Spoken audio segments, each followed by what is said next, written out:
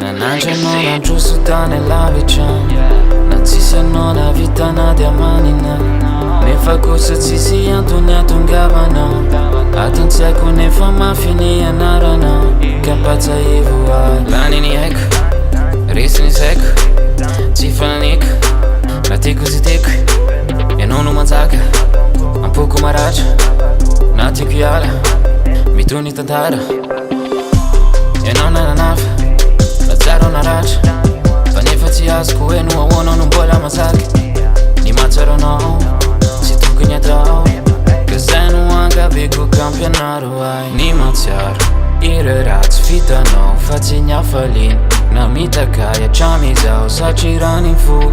No henoko tia miantso ny anaranao Hatramizao kampianaro ay Ny manavaka ny ratsy ampianaro ay Ny manala anao an-tsaina ampianaro ay Ny manadino sy mandroso ampianaro ay Fa efa tonga ny fotoana ny fitiavako ande Gamba avelao ny fitiavako ande Matsiaro gadra ao avelao ao ande Aikanao hoany tsy mantsiaro ay Zao irery no eto foana Kampatsa ivo ay re Ny manadino anao mampatsa ivo ay re Rehefa tsara anao dia ampatsarovy ay we Ny tsala taminao kanefa tato adiny Ny atsaranao tsy hanome ay ny hafaliana Hey, bande, anariko e lalo rizandre Ny taona mandroso ny tany miova ialano tavela tsy mandre Nefa ny vokatra lesy tsy mande Felano varina mandade Tsarovina avy ny orana ao arinao fonangeny masoandre Hey, ovainy lo, mafiny fo, mijery ane lo Refa mijaly ma aiza manaiky sy manindry fo Zay lo ny afatra famba ma aiza mijoro ela